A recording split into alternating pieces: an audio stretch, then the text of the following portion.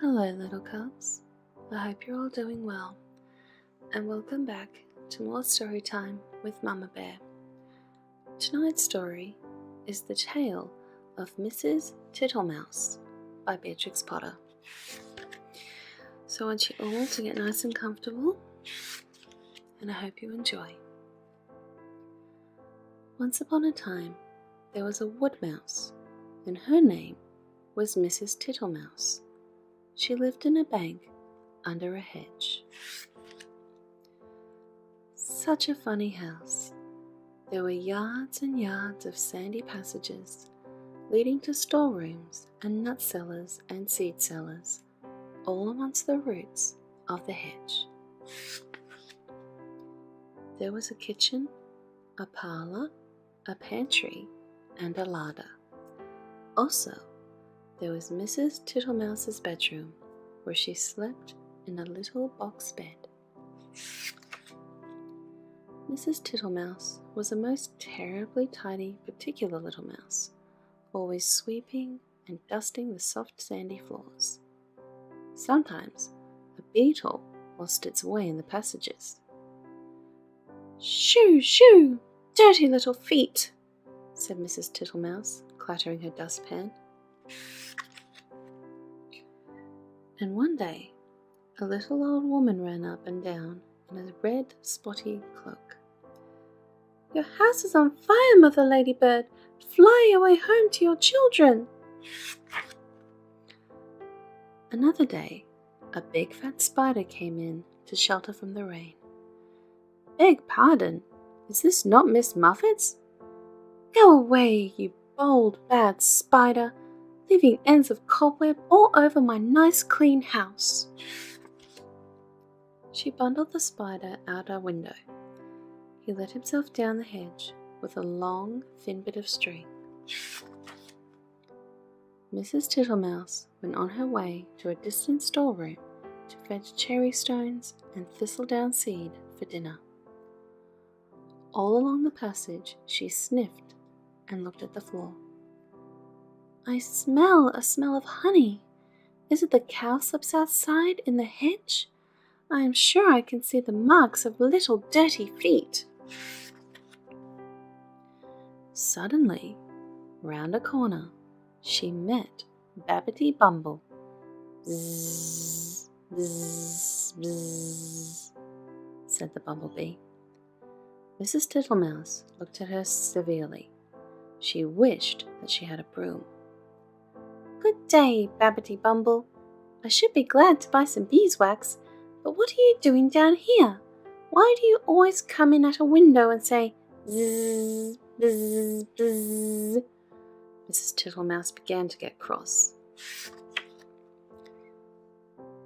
"Bzzz, bzzz, bzzz," replied Babbity Bumble in a peevish squeak. She sidled down a passage and disappeared into a storeroom which had been used for acorns. Mrs Tittlemouse had eaten the acorns before Christmas. The storeroom ought to have been empty, but it was full of untidy, dry moss.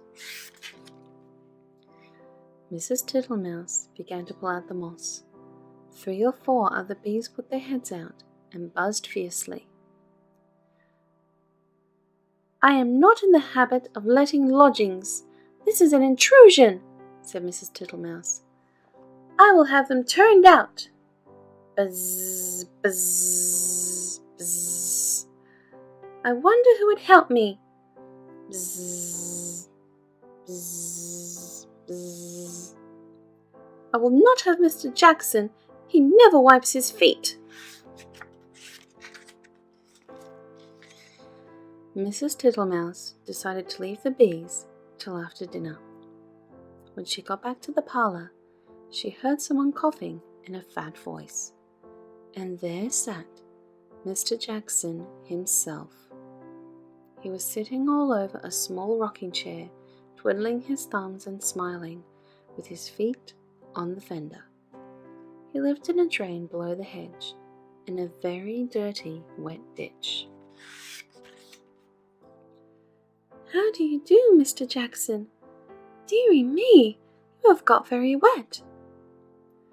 Thank you, thank you, thank you, Mrs. Tittlemouse.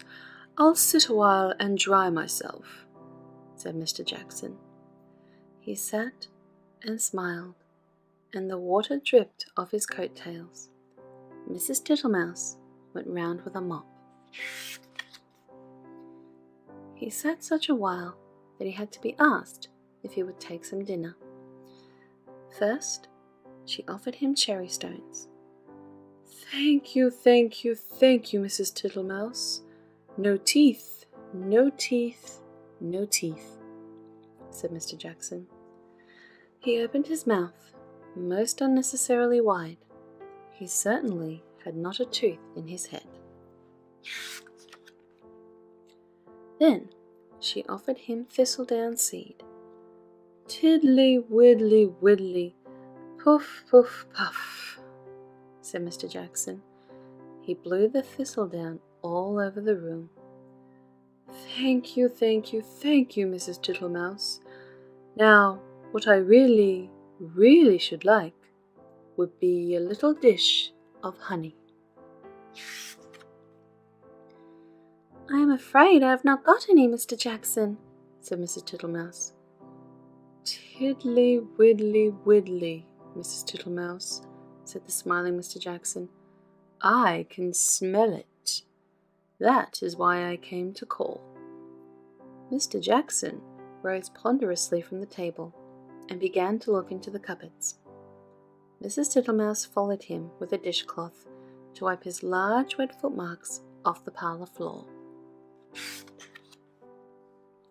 When he had convinced himself that there was no honey in the cupboards, he began to walk down the passage. Indeed, indeed, you will stick fast, Mr. Jackson. Tiddly, widdly, widdly, Mrs. Tittlemouse. First, he squeezed into the pantry. Tiddly, widdly, widdly. No honey? No honey, Mrs. Tittlemouse? There were 3 creepy-crawly people hiding in the plate rack. 2 of them got away, but the littlest one he caught. Then he squeezed into the larder. Miss Butterfly was tasting the sugar, but she flew away out of the window. Tiddly, widdly, widdly, Mrs. Tittlemouse. You seem to have plenty of visitors. And without any invitation, said Mrs. Thomasina Tittlemouse. They went along the sandy passage. Tiddly, widdly, bzz, bzz, bzz. He met Babbity round a corner and snapped her up and put her down again. I do not like bumblebees. They are all over bristles, said Mr. Jackson, wiping his mouth with his coat sleeve. Get out, you nasty old toad, shrieked Babbity Bumble. I shall go distract it, scolded Mrs. Tittlemouse. She shut herself up in the nut cellar while Mr. Jackson pulled out the bee's nest. He seemed to have no objection to stings. When Mrs. Tittlemouse ventured to come out, everybody had gone away, but the untidiness was something dreadful. Never did I see such a mess. Smears of honey and moss and thistledown and marks of little dirty feet all over my nice clean house. She gathered up the moss and the remains of the beeswax. Then she went out and fetched some twigs to partly close up the front door. I will make it too small for Mr. Jackson. She fetched soft soap and flannel and a new scrubbing brush from the storeroom, but she was too tired to do any more. First, she fell asleep in her chair, and then she went to bed. Will it ever be tidy again? Said poor Mrs. Tittlemouse.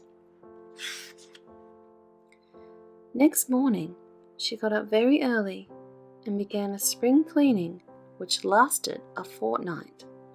She swept and scrubbed and dusted, and she rubbed up the furniture with beeswax and polished her little tin spoons. When it was all beautifully neat and clean, she gave a party to 5 other little mice without Mr. Jackson. He smelt the party and came up the bank, but he could not squeeze in at the door. So they handed him out acorn cupfuls of honeydew through the window, and he was not at all offended. He sat outside in the sun and said, "Tiddly, widdly, widdly, your very good health, Mrs. Tittlemouse." And that is the end of the story. I hope you all enjoyed this one. I know I certainly did. And thank you for listening. If you liked this video, please leave a like. It really does help me out a lot. And be sure to share with your family and friends. And don't forget to subscribe for more story time with Mama Bear, as well as new content that I'll be putting out, such as audio dramas and some poetry reading. Be sure to follow me on my different social media: Facebook, Twitter, Instagram, SoundCloud, Discord, and now on Tumblr. I hope to see you all there very soon. Once again, thank you so much, and until next time, sweet dreams.